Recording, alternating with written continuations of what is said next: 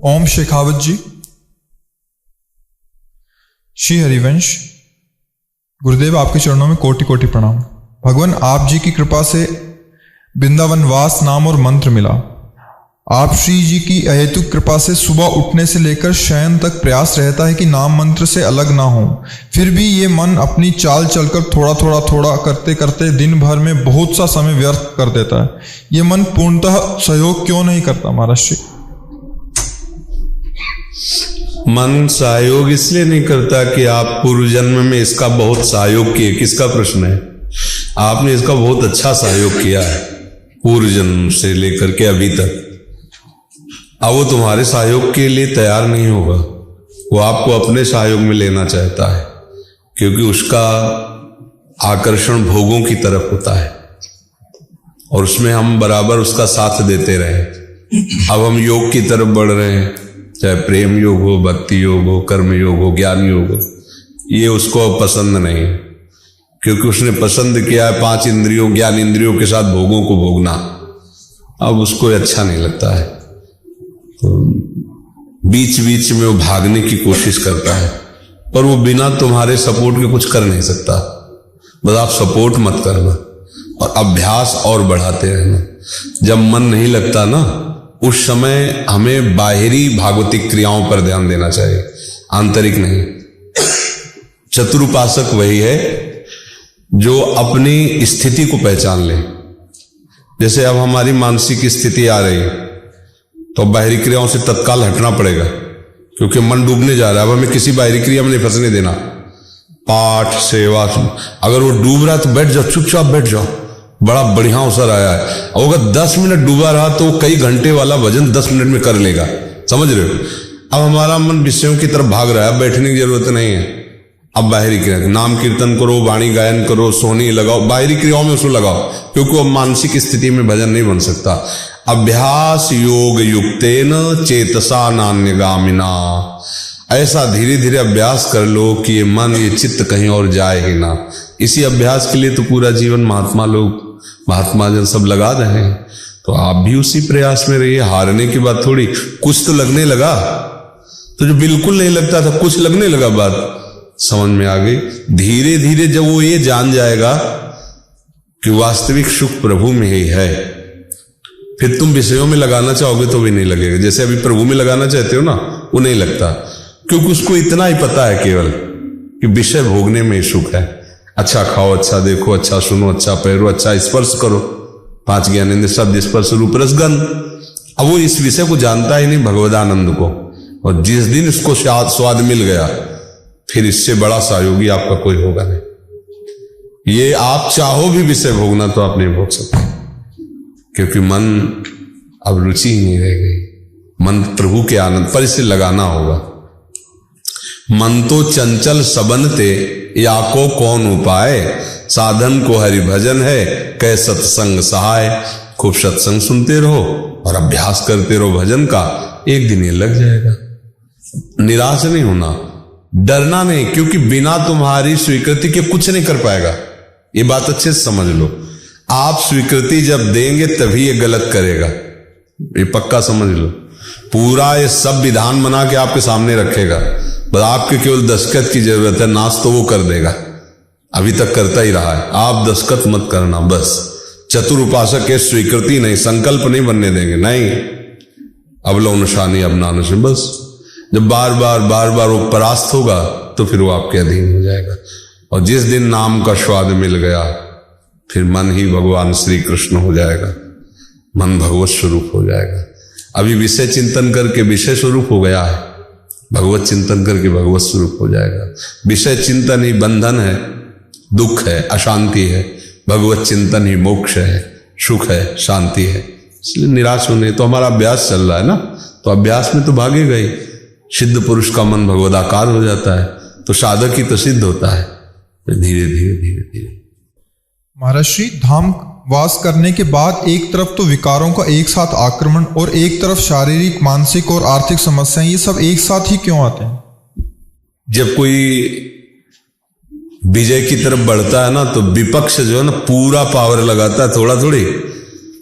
जब ये देख रहा है कि शांत पड़ा है, लड़ाई नहीं लड़ रहा है, तो बॉर्डर में पड़ी सेना, कोई परेशानी नहीं, पर सावधान है। और जब ये देख रहा है कि चढ़ते ही चला रहा है, तो उसके पास जितनी सामर्थ्य सब लगा देगा ना। अब आप चढ़ते ही चले जा रहे हो प्रभु की प्राप्ति के लिए, तो इंद्रियां, मन, बुद्धि, चित्त, जितना विषय सामग्री इकट्ठा है, सब झोंक के आपको परास्त करना चाहेगा। सब प्रतिकूल है, सब माया ही था ना, शरीर, मन, बुद्धि, चित्त, सब जितना माया ही ना, ये पूरा। पर जहां राधा वहां बाधा परास्त नहीं कर सकती। बस श्री जी के चरणों का आश्रय लेकर आगे बढ़ते रहो। ये तुम्हारे ऊपर ही नहीं है, ये सबके लिए है, सबके लिए है। बस चुपचाप सहन करो, खूब नाम जप करो। अंतिम लक्ष्य हमें भगवत प्राप्ति करनी है, ये दृढ़ निश्चय रखो। छोटी मोटी एक कमियां सब लाडली जो बड़ी कृपाल है, वो नजर ही नहीं करती ऐसी बातें। छोटे मोटे नुकसान, धनी माता पिता बच्चों को दंड नहीं देते छोटे मोटे नुकसान में, नहीं। और गिलास तोड़ दिया, प्लेट, अच्छा लगता है, बच्चा है, कर लिया। हम लोग बच्चे हैं, छोटी मोटी गलती, छोटा मोटा मन को दौड़ना, बस हम लगे रहे। ये नहीं कि हमारे मन के अनुसार ही हमें परिणाम मिलेगा। हम कोई अब संसारी आदमी नहीं रहे, अब हम श्री जी के शरणागत हैं, समझ रहे हो। अब मन के अनुसार नहीं, अब शरण के अनुसार, जो हमें शरण मिली है उनकी कृपा के अनुसार हमारी बात बननी, ये भी ध्यान रखना है। हमको केवल ये नहीं देखना कि जो मैं कर रहा हूं वही परिणाम में मिलेगा, नहीं नहीं, ये तो उनकी रुचि के अनुसार कर रहा हूं, परिणाम तो उनकी कृपा से मिलेगा, तो श्री जी मिल जाएंगे। हम अपने कर्मों पर पूरा विश्वास न करें। वैसे सांसारिक सिद्धांत है कि जो कर्म करोगे वो अवश्य में भोक्तव्यम, लेकिन वो जो शरणागत नहीं उसके लिए, और जो प्रभु का शरणागत है अब उसके लिए दूसरा सिद्धांत हो गया। अब उसकी कमियां धीरे धीरे शरण की कृपा से, और अगर मान लो अभी प्राण छूट जाते हैं तो कृपा सिंधु है, वो अभी कृपा करें, अभी भगवत प्राप्ति हो जाएगी। तो हम उनकी कृपा का भरोसा रखें और साधन में प्रमाद न करें, और जैसी भी परिस्थिति हमें प्रभु मिलेंगे विश्वास रखें। बस हम हमारी बात पकड़ लेना। हाँ, हम अपनी साधना पर विश्वास नहीं करते, हम उनकी कृपा पे विश्वास करते हैं। कौन सी त्रुटि हो जाए, कहाँ मन बुद्धि फंसा दे, कुछ पता नहीं। हे नाथ, आपकी कृपा से ही आपकी प्राप्ति होगी। गोस्वामी जी कह रहे हैं कि करोड़ों कल्प तक हम लगे रहे तो भी मेरे बनाए ना बनेगी, कोटि कल्प लो आपके बनाए बनेगी पल पाम। तो प्रमाद नहीं करना, ईमानदारी से साधन में लगे रहना है, और बाट जो होना है कृपा की, कि आपकी कृपा से ही मन शांत हो जाएगा, आपकी कृपा से ही आप में प्रेम हो जाएगा, आपकी कृपा से हम निहाल हो जाएंगे लाडली लाल। तो इसमें दैन्यता बनी रहेगी, भरोसा बना रहेगा। समझ रहे? शीतल जी, कोटि कोटि दंडवत प्रणाम गुरुदेव। गुरुदेव, ये शरीर ऑस्ट्रेलिया में निवास करता है, श्री जी की अहेतुक कृपा से शरणागति प्राप्त हुई। गुरुदेव, ना चाहते हुए भी ऑस्ट्रेलिया वापस जाना पड़ रहा है। गुरुदेव, वहां हम कैसे इसका निर्वाह करें? हाँ, नाम का जब छूटने न पाए इतना प्रयास रखो, जो बन जाए उसको सेवा करो। नहीं, एक बात ध्यान रखो, हम कई बार कहा है कि जैसे देश विदेश में कहीं भी हो, हम भारतीय हैं, ये हमारे हृदय से कभी नहीं जाएगा। हम बाबा जी नहीं, कुछ भी बन जाए, जैसे हम कहीं भी चले जाएं तो हम भारतीय हैं, ये बात हटेगी क्या? नहीं हटेगी ना। कहीं भी हो, तिरंगा देखते ही लगे, कोई बोले बाहर गए मैं भारत से है, अपनापन लगेगा। बस ये क्या हुआ? स्वीकृति हुई ना, मैं भारत का हूं। ऐसे स्वीकृति हो जाए कि मैं वृंदावन की प्रिया प्रीतम के शरणागत लिए, कहीं भी चले जाओ, ये बात तुम्हारे हृदय में बनी रहे कि मैं प्रिया प्रीतम की हूं और उनका नाम। तो जब शरीर जहां भी छूटेगा वहीं आओगी जहां का आश्रय लिया है, वहीं आओगी। जैसे है जरा सी अंतिम आसक्ति अन्य कहीं हो जाए तो वहीं जन्म होता है। मृग में हो गई, मृग बन गए ना। हमारी अंतिम आसक्ति प्रिया प्रीतम है, तो कहीं भी दूर देश में शरीर छूटे, कुछ भी शरीर की गति हो, वो जीवात्मा प्रिया जी के शरण में आ जाएगा। तो ये ऑस्ट्रेलिया या कोई विश्व ब्रह्मांड हमारे लिए दूर हो सकता है, प्रभु के लिए थोड़ी दूर है। तो हमें भरोसा रखे कि वृंदावन चिदानंदमय है। चिदानंद का मतलब जड़ चीज तो एक है, जैसे जड़ है ये केला तो एक जगह खड़ा है, लेकिन चिदानंद हो तो सर्वत्र ये प्रकट हो, सर्वत्र। ऐसी वृंदावन की लीला चिदानंद है। ऑस्ट्रेलिया से आप देख सकते हैं अपने सामने। तो उनकी कृपा का भरोसा रखें, उनके नाम का जप करें और मैं उनकी हूं, ये ठसक रखें। बस कहीं भी रहो, जहां भी रखे प्रारब्धवशात राधा राधा राधा राधा। समझ रहे? किसका प्रश्न था? हाँ मस्त रहो।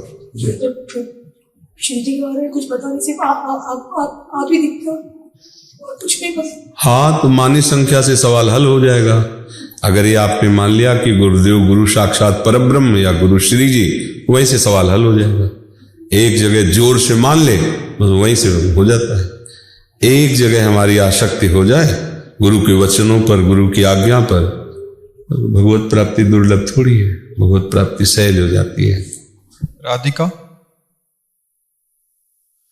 गुरुदेव श्री हरिवंश। गुरुदेव मैं रोज राधा राधा नाम जप करती हूँ, मुझे सहचरी बनने के लिए और क्या करना पड़ेगा? किसका है? बस राधा राधा ही करती रहो, ठीक है? तुम सहचरी हो ये मानती रहो। सहचरी बनने के लिए श्री जी की आसक्ति ही जरूरी होती है, तो हम श्री जी की सखी हैं। राधा राधा राधा वो कृपा करेंगे, अनुभव करा देंगे राधा राधा राधा। अशोक जी। अनीता जी। राधा वल्लभ श्री हरिवंश। महाराज जी आपके चरणों में शत शत नमन। महाराज जी मेरे में पति को टोकने की बहुत आदत है कि माला करो, ये करो, वो करो, इस दोष से कृपा प्रसाद से दूर कीजिए। कोई बात नहीं, जब दो मित्र होते हैं तो एक को जो अच्छा लगता है वो सोचता है हमारा मित्र भी पाले तो अच्छा लगता है। जैसे हमें बाजार गए, कोई अच्छी चीज लगी तो लगता है हम तो पाया ही, अपने मित्र को भी पवा दें। तो पति पत्नी एक जीवन साथी हैं। अगर पत्नी को लगता है कि माला जपेंगे, नाम जप करेंगे तो इनका मंगल होगा, इनका जीवन सुखमय होगा, तो ये रोक टोक हमें लगता है कोई बुरा नहीं है और ये करना ही चाहिए। एक दूसरे पर प्रेम दबाव डाल करके असत वृत्ति से हटा करके सत्य वृत्ति में लगाना, यही सच्चे मित्र की पहचान है। कुपंथ निवार सुपंथ चलावा। मित्र कौन है? जो कुपंथ से हटा के सुपंथ में चलावे। तो पति पत्नी दोनों मित्र हैं, दोनों भगवत मार्ग में चलने के लिए बिल्कुल गृहस्थी होते हुए भी दोनों संत हो सकते हैं, पूरे योग्य हैं। अब वो मतलब हमारा दाहिना हाथ सत्कर्म में लगा है तो बायां हाथ भी लग जाए, बायां हाथ लगा है तो दाहिना हाथ भी लग जाए, तो पति पत्नी का एक ही स्वरूप माना गया है। तो अगर वो कहती है तो मुझे लगता है निषेध नहीं है, और उसको ये वृत्ति अपनी दोषमयी नहीं मानना चाहिए, करवाना ही चाहिए। मतलब भजन करवाने के लिए अगर हमें थोड़ा लड़ना भी पड़े तो अच्छा है। देखो अगर तुम भजन नहीं करोगे तो फिर हम बात नहीं करेंगे। प्रेम दबाव, जैसे बच्चा है, अभी तुम्हें हलवा बना के देंगे, अभी दूध गर्म करके देंगे, पर जब तक हम दूध गर्म करें तब तक राधा राधा राधा राधा राधा बोल, जोर जोर बोल, अभी मैं सुन रही रसोई से। इससे क्या हुआ कि वो इसी, अब वो जानता तो है नहीं भगवदानंद क्या होता है, वो इसी से कि माँ प्रसन्न हो जाएगी वैसा राधा राधा, अब उसके संस्कार बनने लगे, वही जाके महान भक्त हो जाएगा। हमने गलत संस्कार डाल दिए तो गलत बन जाएगा। तो हमें तो लगता है कि भगवान जैसे ऋषभ देव जी ने कहा, पति वही पति है, पुत्र वही पुत्र है, माँ वही माँ है, गुरु वही गुरु है, संबंधी वही संबंधी है, जो इन किन प्रकार भगवान की याद दिला दे, भगवान में लगा दे, तो अच्छा ही है। ये तो कोई बुरा है नहीं, और आपको भी बुरा नहीं मानना चाहिए। लगता है क्या बुरा है? नहीं लगता? तो उनको लगता नहीं तो फिर क्या है?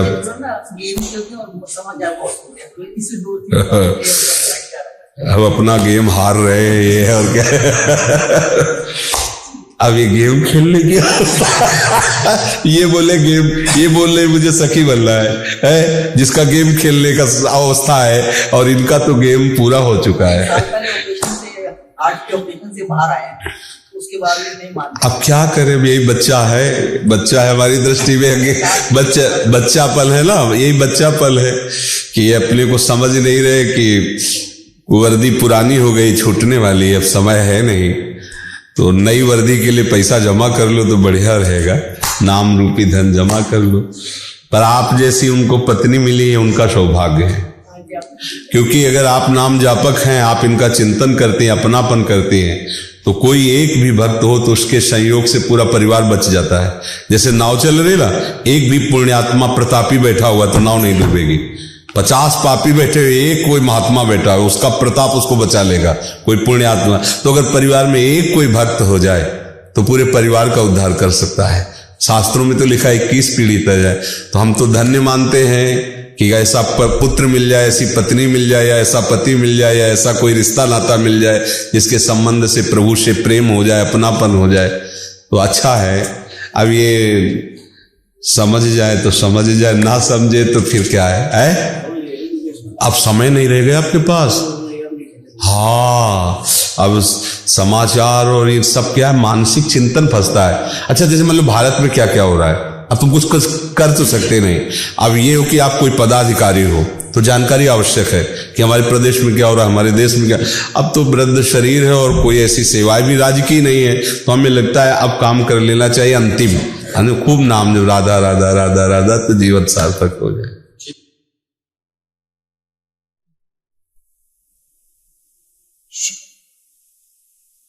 श्री हरिवंश महाराज श्री, हमारे प्यारे श्री सदगुरुदेव भगवान के चरणों में कोटि कोटि नमन। महाराज जी, आपसे दूर रहकर भी आपका निरंतर चिंतन और गुरु निष्ठा कैसे प्रबल हो? जब हमें प्रियालाल की प्राप्ति की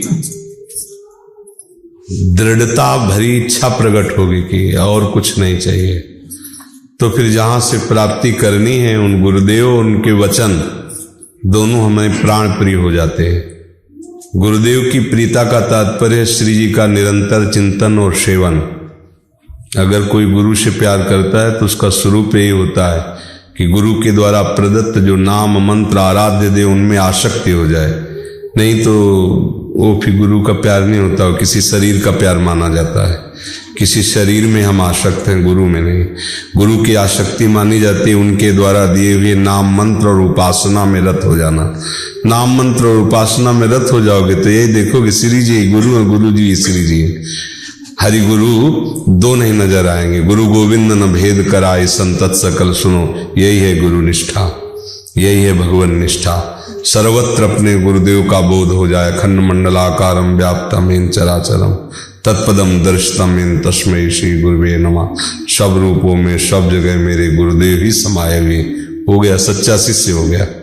तो ये निष्ठा तभी आएगी बच्चा जब खूब नाम जप करोगे, अच्छे आचरण करोगे, अच्छे भोजन प्रसाद, कोई ऐसा दूषित नहीं जो हमारी बुद्धि खराब कर दे, ऐसा संग नहीं, ऐसा दृश्य नहीं, बड़ी सावधानी पूर्वक भजन करे, तब जाके वो भजन ही निष्ठा बन जाता है।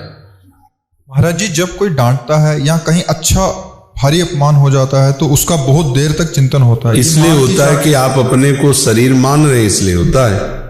अगर आप ये समझ जाएं, जैसे सांप अपने केचुल से कोई संबंध नहीं रखता, ऐसे वास्तविक हमारा इस शरीर से कोई संबंध नहीं है। इसका राग भर गया है, यही तो हटाना है। मैं शरीर हूं, मैं भोगता हूं, मैं करता हूं, बस मैं, यही व्यर्थ का अज्ञान है, अहंकार है। अब जैसे कोई अन्य भाषा में हमें गाली दे रहा हो, निंदा कर रहा हो, तो हमें क्या फर्क पड़ेगा? कुछ नहीं। अगर हमारी जानकारी की भाषा में गाली दे रहा तो लगेगा मुझे गाली दे रहा, मैं परेशान हो जाऊंगा। तो मैं कौन देखा? गाली किसको दी जा सकती है?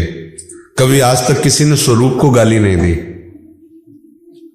स्वरूप जो अपना आत्मा है, कभी कहीं आप कहीं निंदा नहीं सुनोगे, कहीं भी। जब कोई निंदा करता है तो शरीर की निंदा करता है, शरीर के द्वारा किए गए आचरणों की निंदा होती है, या जब कोई प्रशंसा करता है तो शरीर की प्रशंसा करता है या शरीर के द्वारा किए गए आचरणों की। तो दोनों अज्ञानी हैं, क्योंकि दोनों बात अज्ञान के अंतर्गत है। तात सुनो मायाकृत गुण और दोष अनेक, गुण या उभय ने देखी सो अविवेक। चाहे किसी की प्रशंसा करो निंदा करो, दोनों अज्ञान में है, क्योंकि समस्वरूप परमात्मा तो सर्वत्र विराजमान है, वही सबके रूप में विराज। आप उनके बाह्य आचरणों को देखकर प्रशंसा है निंदा, अर्थात माया। तो अगर कोई हमारी निंदा कर रहा है तो हमारी नहीं कर रहा है, ये निंदनीय शरीर है, उसकी निंदा हो रही। तो शरीर की निंदा शास्त्र भी करते हैं, क्या परेशानी? ये क्या है? अभी छूट जाए तो अब इसमें आग लगा दी जाएगी, मिट्टी में गाड़ दिया जाएगा, ज्यादा देर रखना परेशानी का घर समझा जाएगा। क्या है ये शरीर? तो अगर जीवित में कोई हमें गाली दे रहा है, मान लो हमारी तरफ लक्ष्य करके, तो गाली देने लायक है शरीर, तो कोई दे रहा है। कोई डांट रहा है तो कोई प्रारब्ध भोग है, इसका निपट रहा है। साधु कहीं बैर नहीं करता, किसी से द्वेष नहीं करता। तो जलन किस बात की होती है? मान की, प्रशंसा की, अनुकूलता की, सुख की मांग ही हमारा बंधन है। तो जहां हमें प्रतिकूल निंदा अपमान या दुख मिला तो हम परेशान हो जाते हैं। यही संसारी पुरुष का लक्षण है। और साधु या भगवत मार्ग के पथिक का लक्षण है शम। शत्रु मित्र शम जान, मान मान अपमान सम, दुख सुख लाभ नहान, यह जो कृपा हरिवंश की। भजन करो, धीरे धीरे और बल बढ़ेगा नाम का। जब नाम का बल हृदय में आध्यात्मिक बल बढ़ता है तो इतना चतुर हो जाता है, विवेक सावधान, फौरन काट देता है। नहीं, ऐसे ऐसे लोग भी हैं कि आज आप उनसे झगड़ा कर लो, 20 वर्ष बाद भी मिलेंगे तो ऐसे ही मिलेंगे। ये वही आदमी है दुष्ट जिसने हमसे लड़ा था। 20 वर्ष तक सुरक्षित रखा द्वेष। और साधक ऐसे ऐसे भी हैं कि 1 मिनट में आया द्वेष, 1 मिनट में काट के फेंक दे। नहीं नहीं, प्रारब्ध था, हो गया, अगली बार आप उनसे मिलो तो वैसे मिलेंगे, मुस्कुराते शांत। उनके अंदर द्वेष नहीं होगा। तो हम पाल रहे हैं द्वेष, द्वेष पाल ले तो पूरे जीवन भर पाले रहे। कभी किसी कोई घटना हो, कोई अपमान हुआ हो, अच्छा ये वही व्यक्ति है, अब द्वेष को सुरक्षित रखे हो। और शास्त्र कह रहे, संत जन कह रहे, सब में भगवान, ये बात कभी नहीं बैठाला। तो हम थोड़ा और अध्यात्म की तरफ आगे बढ़े, अध्यात्म ऊर्जा शक्ति समेटे, तो दूसरे के अपमान या गालियां देने पर फिर ऐसी ऊंचाई हो जाती है विचार की, कोई फर्क नहीं पड़ता है। नहीं तो इसी में तो सब पिस रहे हैं, संसार इसी में तो पिस रहा है। कुछ अच्छा लगा, कुछ बुरा लगा, कोई अपना लगा, कोई पराया लगा, कहीं उत्तम कहीं अधमता, इसी में तो सारा संसार है। साधु इसी से तो बचकर समता में आता है। बिना भजन के बात बनेगी नहीं। खूब भजन करो तो ऐसी स्थिति आ जाएगी कि आप सह जाओगे। श्रेया पांडे जी। श्री हरिवंश महाराज श्री गुरुदेव, आपके चरणों में प्रणाम। महाराज जी, आपसे हमने सुना है कि श्री जी बिना किए ही दे देती हैं, लेकिन महाराज जी जब कभी कोई प्रतिकूलता आती है तो लगता है श्री जी चाहते हैं कि हम कुछ करें अभी। महाराज जी, ऐसे में हम क्या करें, कृपा कर समाधान कर दीजिए। देखो, हम कुछ करें और हम कुछ नहीं करेंगे, दोनों बातें बराबर ही है। दोनों में क्रिया हो रही है। हम कुछ करें और हम नहीं करेंगे, दोनों में क्रिया हो रही है। प्रकृति से संबंध रखना, अहंकार से नहीं करूंगा या करूंगा, दोनों में करता है। नहीं करने में भी करता है, मैं नहीं करूंगा, और करता करूंगा, दोनों में। हमको यही मिटाना है। ये जो करूंगा नहीं करूंगा, ये बात हमें प्रभु के चरणों में समर्पित कर देनी। अब जो आप कराओगे वही हो, जैसे रखोगे वैसे रहोगे, आपके सिवा हमारा कोई नहीं। कठपुतली बन जाओ प्रभु की, उनको जो करवाना है वो करवा लेंगे। हमें क्या करना है? नाम जप करना है, वाणी गायन करना है, श्री जी की सेवा करनी है।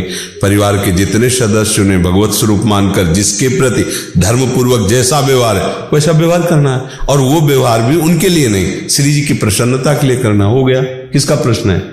हाँ, और क्या?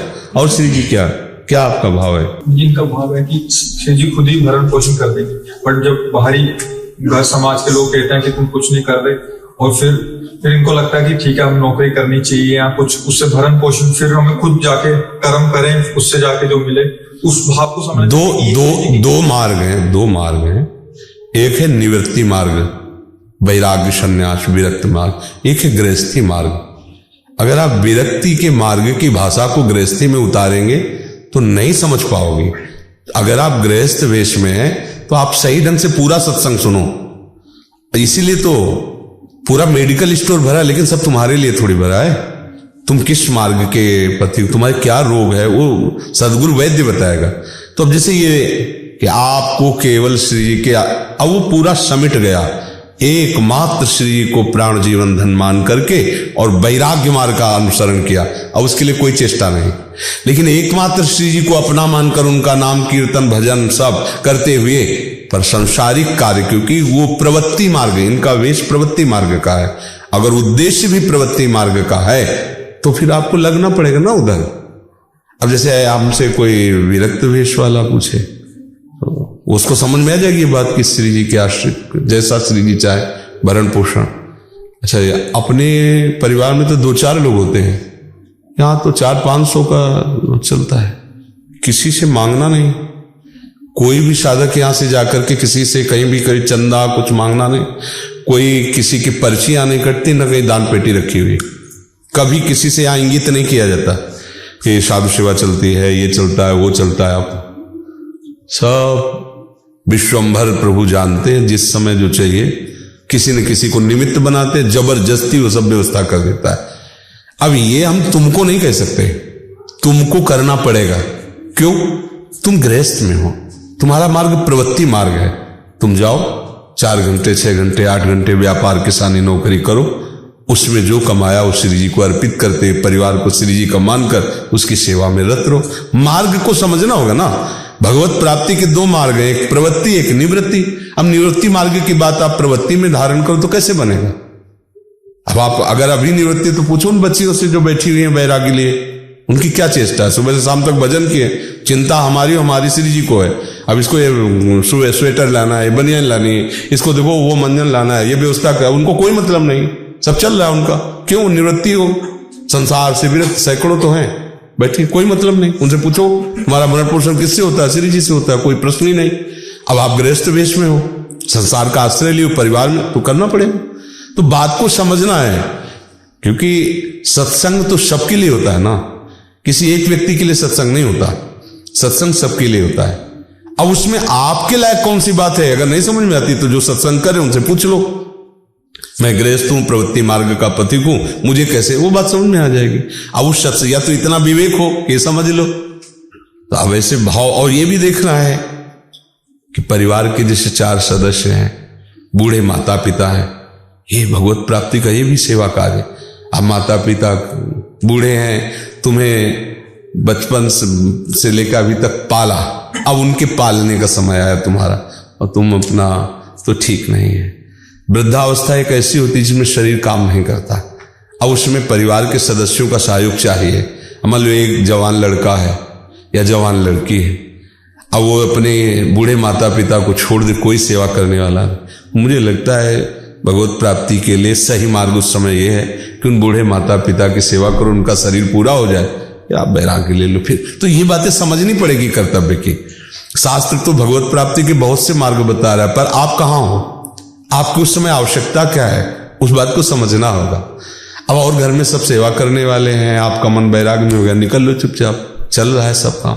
लेकिन ये बूढ़े माँ हैं, बूढ़े पिता हैं, बैरागी की जरूरत नहीं, लेबरी करो, कमाओ, उनको कपड़ा लत्ता भोजन उनको खाओ, उनका शरीर पूरा हो जाए, फिर देखो आपको भगवान की प्राप्ति कैसे होती, भगवान कृपा कर देंगे। बस ये बातें समझ में आया विचार?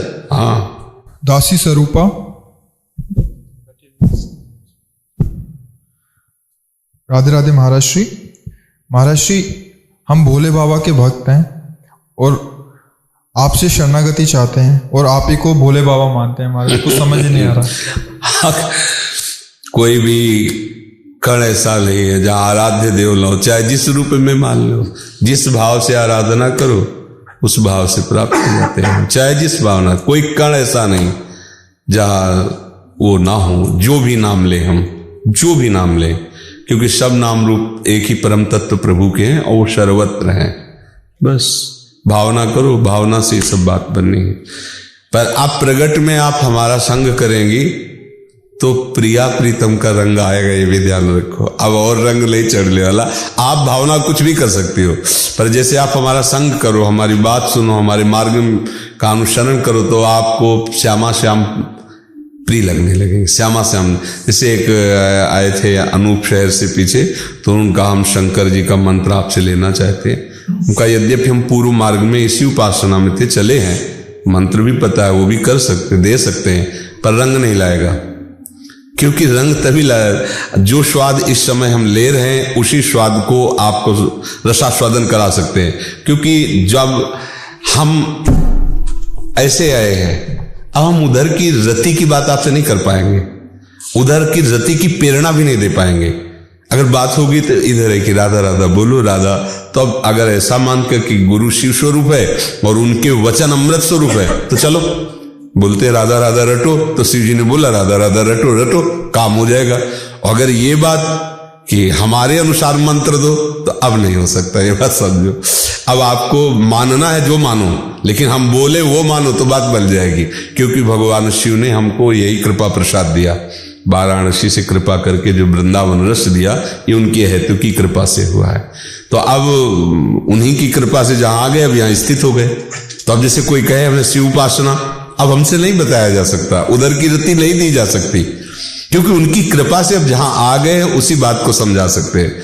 अब ऐसा नहीं तो अब ये समझना होगा, अगर कोई सोचे हमसे कि शिव मंत्र दे दो या ऐसा कोई नहीं, बस एकमात्र श्यामा जी के चरणों, श्यामा जी के नाम, श्यामा जी के धाम, अब और नहीं चल पाएगा।